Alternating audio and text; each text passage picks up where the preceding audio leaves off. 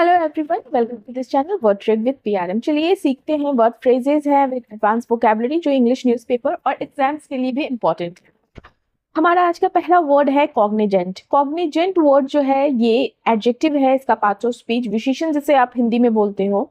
और कॉग्निजेंट का अर्थ होता है जागरूक, अवगत, जानकारी रखने वाला। अब मतलब क्या है, देखो आप कहते हो ना अवेयर होना, इन्फॉर्म्ड होना, ठीक है। तो जब आपको किसी बात, किसी समस्या, कोई स्थिति, कोई सिचुएशन, किसी तरह की चीजों से मतलब अगर आप किसी चीज को लेकर आपको जानकारी हो, आप उस चीज से अवगत हो, तो वहां पर हम कॉग्निजेंट वर्ड का यूज करते हैं। अवेयर ऑफ और नोइंग समथिंग, तो क्या बोलेंगे, कॉग्निजेंट। जैसे कि हम यूज करते हैं ना कॉग्निजेंट ऑफ द फैक्ट। अगर हम ये एक्सप्रेशन यूज कर रहे हैं कॉग्निजेंट ऑफ द फैक्ट, मतलब कि मैं इस फैक्ट से अवगत हूँ, मुझे इस फैक्ट की जानकारी है। कॉग्निजेंट ऑफ द रिस्क्स, मतलब कि मुझे पता है कि क्या क्या रिस्क हैं, इसका कॉन्टेक्स्ट ये हुआ। कॉग्निजेंट ऑफ द प्रॉब्लम, मुझे पता है कि समस्या क्या है, मैं समस्याओं से अवगत हूँ। तो इस तरह से आप यूज कर सकते हैं। जैसे यहाँ पे एग्जाम्पल है, we must be cognizant of the risks। we must be cognizant of the risk, हमें जोखिमों से अवगत रहना चाहिए। क्या क्या रिस्क है, हमें अवेयर होना चाहिए, ठीक है।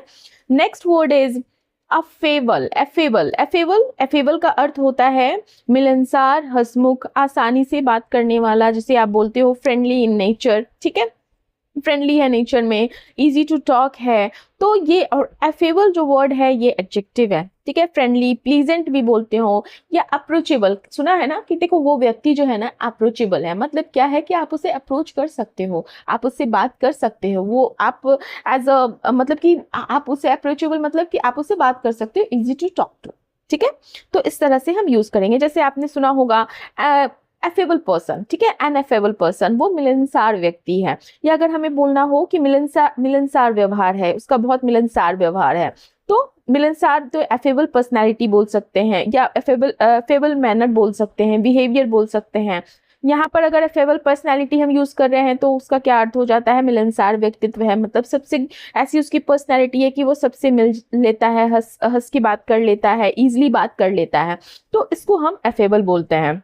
जैसे यहाँ पे एग्जाम्पल है, he is an affable man who talks to everyone. वह एक मिलनसार व्यक्ति है जो सभी से बात करता है। तो डिपेंड करता है कि सेंटेंस क्या है, उसके अकॉर्डिंग आप मीनिंग कॉन्टेक्स्ट कॉन्टेक्स्ट क्या होगा वो सेंटेंस पे डिपेंड करता है।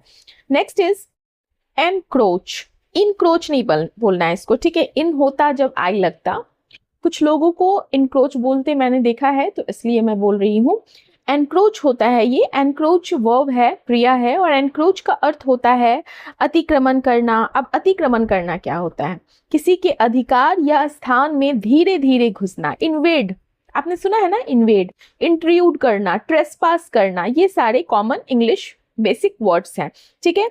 तो जब कोई व्यक्ति या कोई चीज किसी के अधिकार में, किसी की जगह में, किसी की बाउंड्री में, किसी सीमा के अंदर धीरे धीरे और बिना उसके परमिशन के, अगर इंट्रूड है इसका सिनोनिम, तो इंट्रूड का भी अर्थ वही होता है विदाउट परमिशन, कि घुसने लगे, तो उसे हम एनक्रोच कहते हैं। मतलब क्या कि जब कोई पर्सन या किसी वस्तु के बारे में भी बात कर सकते हैं कि किसी के अधिकार, जगह और सीमा में धीरे धीरे और बिना परमिशन के घुसने लगे, तो वहां हम एनक्रोच वर्ड का यूज करेंगे। इंग्लिश में कहे तो to slowly take someone's space, to take someone's rights और property without any kind of any permission, ठीक है। समझ में आया। इंट्रूड, इन्वेड, ट्रेसपास, ये सारे उसके सिनोनिम्स हो गए। जैसे एग्जांपल है, the new building encroached on the public land. The new building encroached on the public land, मतलब क्या हुआ कि जो न्यू बिल्डिंग है उसने सार्वजनिक, पब्लिक प्लेस मतलब सार्वजनिक, पब्लिक लैंड मतलब सार्वजनिक जमीन पर अतिक्रमण किया गया है, मतलब उसको एनक्रोच किया गया है बिना परमिशन के, ऐसे ही अधिकार ले लिया गया है। समझ में आया। जैसे अगर हम बोल रहे हैं कि एनक्रोच ऑन पर्सनल स्पेस, कहते हैं ना एनक्रोच ऑन पर्सनल, मतलब कि किसी के व्यक्तिगत स्थान पर, किसी के पर्सनल स्थान पर दखल देना, तो ये भी इसका कॉन्टेक्स्ट हो सकता है। Next is ephemeral, ephemeral word जो है ये एडजेक्टिव है और माफ कीजिएगा, एफेमरल जो है एडजेक्टिव है और इसका अर्थ होता है क्षण भंगुर, या क्षण भंगुर किसे कहते हैं जो थोड़े समय तक रहता है, टेम्पररी बेस पे रहता है, ठीक है। ये आप कहते हो ना टेम्पररी है, शॉर्ट लिव्ड है, शॉर्ट लिव्ड भी हम यूज करते हैं, शॉर्ट हाइफन लिव्ड, इसका भी अर्थ होता है थोड़े टाइम तक रहेगा, या ब्रीफ भी बोल सकते हो, ये भी एज अ सिनोनिम हम अगर ऑप्शन में हो तो यूज कर सकते हैं, ठीक है। क्षण भंगुर, थोड़े समय तक रहने वाला, तो जो चीज बहुत कम समय के लिए रहती है और जल्दी खत्म हो जाती है, जल्दी किसी चीज उसका एंड हो जाता है, तो उस चीज को हम क्या बोलते हैं, एफेमरल, एफेमरल। फाइन, स्पेलिंग ध्यान रखिएगा, EPHEMERAL, ये भी मिस स्पेल्ड वाले सेक्शन में आता है। तो एफेमरल ब्यूटी मतलब कि ऐसी सुंदरता जो एक टाइम के बाद खत्म हो जाएगी, टेम्पररी, वो कहते हैं ना कि ब्यूटी जो होती है वो टेम्पररी बेसिस पे होती है, जब आपकी एजिंग होगी तो वो धीरे धीरे खत्म होती जाएगी। एफेमरल नेचर मतलब अस्थायी प्रकृति, या हम बोल रहे हैं कि यार ये थोड़े समय की खुशी है, तो क्या बोलेंगे, एफेमरल हैप्पीनेस। तो इस तरह से हम एक्सप्रेशन में यूज कर सकते हैं। जैसे अगर हमें बोलना हो, जैसे आजकल क्या चलता है कि सोशल मीडिया की फेम जो है अक्सर क्षणभंगुर होती है, तो यहाँ पे हम बोल सकते हैं कि सोशल मीडिया की जो फेम है अक्सर एफेमरल होती है।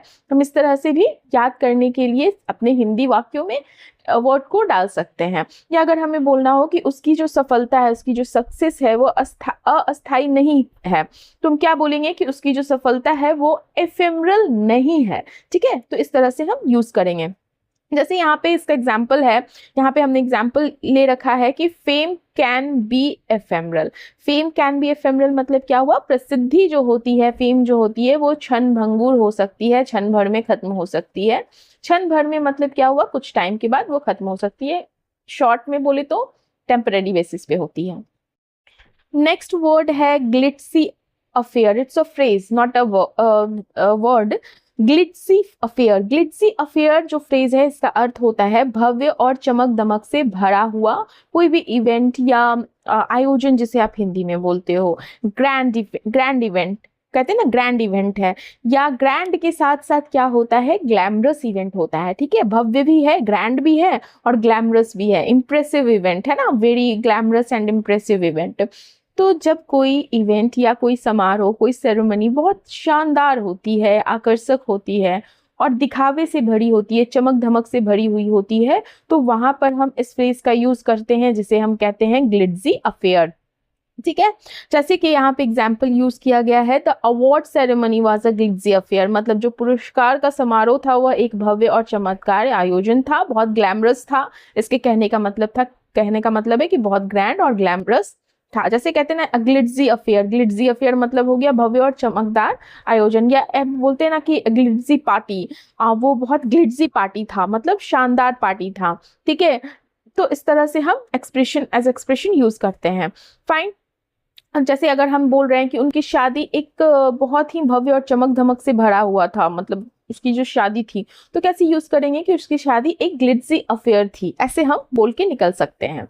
हमारा नेक्स्ट फ्रेज है अकम्पेनीड बाय। अकम्पनीड बाय जो होता है ये भी फ्रेज होता है और इसका अर्थ होता है अकम्पनीड बाय मतलब के साथ या के साथ होना। अब क्या है कॉन्टेक्स्ट में आपको समझाती हूँ।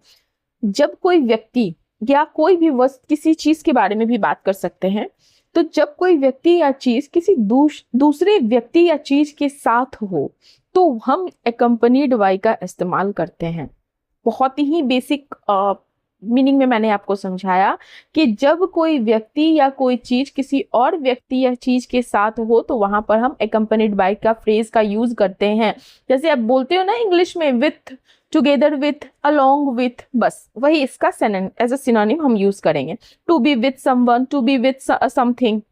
जैसे यहाँ पे एग्जाम्पल है she was accompanied by her mother, she was accompanied by her mother, वो अपनी माँ के साथ थी, वॉज लगा है ना तो थी, ठीक है। अगर हम जैसे यूज कर रहे हैं एकम्पनीड बाय म्यूजिक, किसी चीज के बारे में, यहाँ पे व्यक्ति के बारे में नहीं बात कर रहे हैं, तो क्या हो गया संगीत के साथ। अगर मैं बोल रही हूँ एकम्पनीड बाय वार्निंग मतलब चेतावनी के साथ, समझ में आया, ऐसे यूज करते हैं ना।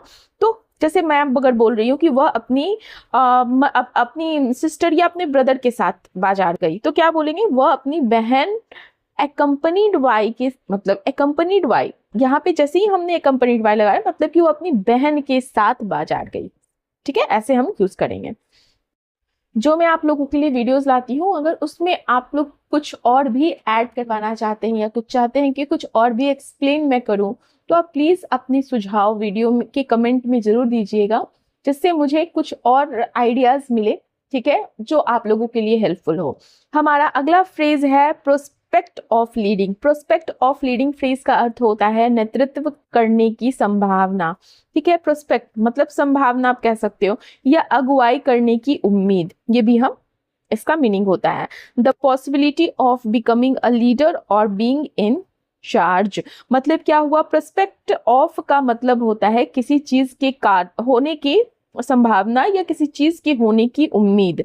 इसलिए जब हम प्रोस्पेक्ट ऑफ लीडिंग की बात करते हैं तो यहाँ पे क्या हो गया कि नेतृत्व करने की संभावना या नेतृत्व करने की उम्मीद। समझ में आया? प्रोस्पेक्ट ऑफ अलग चीज है, लीडिंग यहाँ पे मेंशन है, मतलब कि नेतृत्व करने की संभावना, नेतृत्व करने की उम्मीद। देखो ये मैंने ये जो फ्रेज है आज के न्यूज़पेपर से लिया है, तो देख the possibility of becoming a leader और बीइंग इन चार्ज हो गया इसका अर्थ। जैसे एग्जांपल है यहाँ पर, she is excited about the prospect of leading the team, वह टीम के नेतृत्व करने की संभावना को लेकर बहुत ही ज्यादा क्या थी, एक्साइटेड।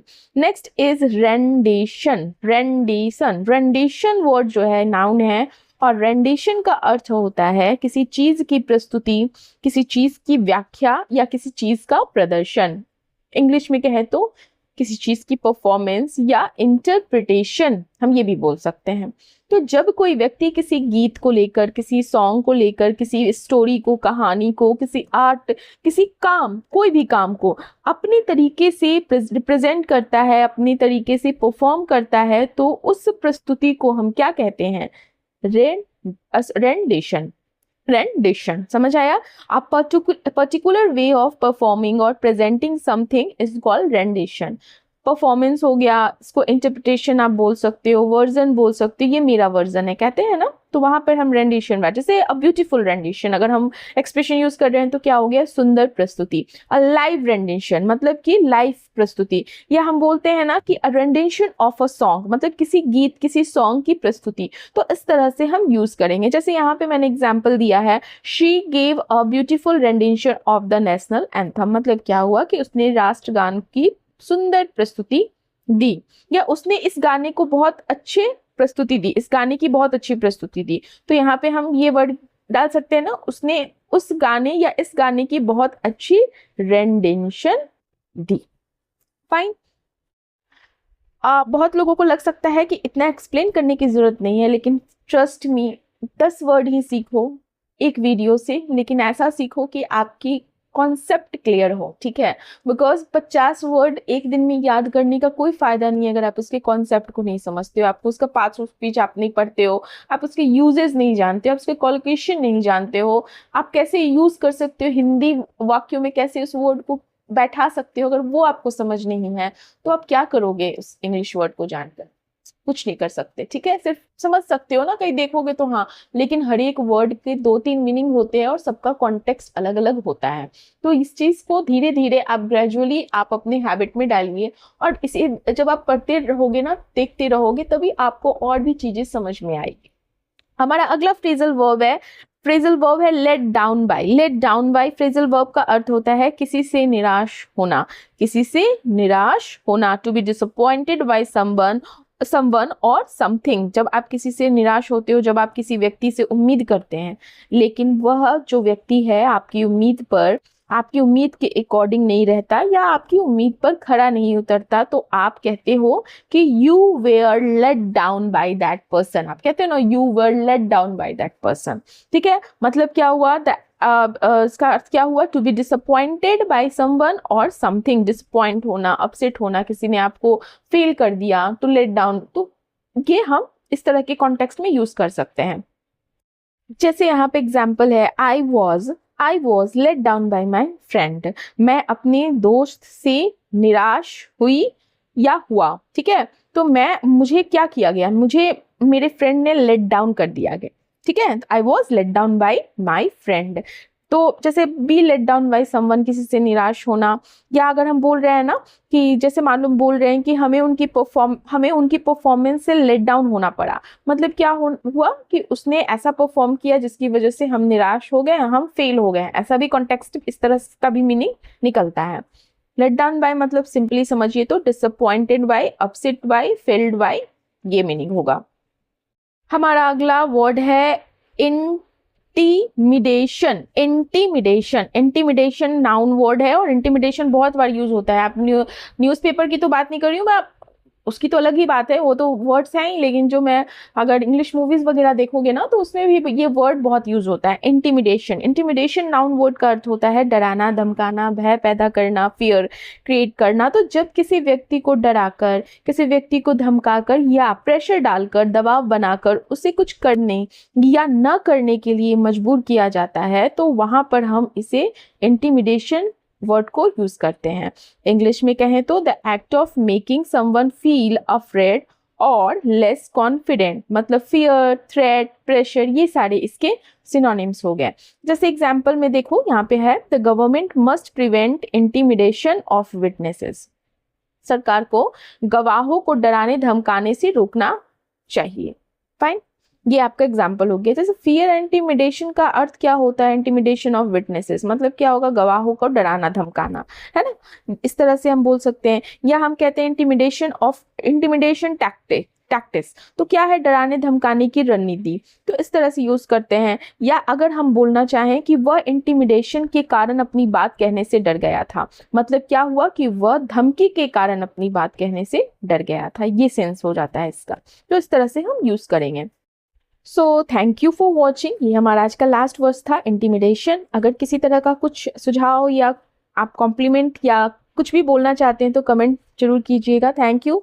सब्सक्राइब कीजिए अगर अभी तक आपने नहीं किया है, लाइक कीजिए अगर वीडियो पसंद आए, थोड़ी सी भी लाइफ में आपकी वैल्यू ऐड होती है या आपकी वोकैबुलरी में वैल्यू ऐड होती है तो शेयर कीजिए जिनको ज़रूरत है उनके साथ, और कमेंट करना मत भूलिए। Thank you, have a nice day.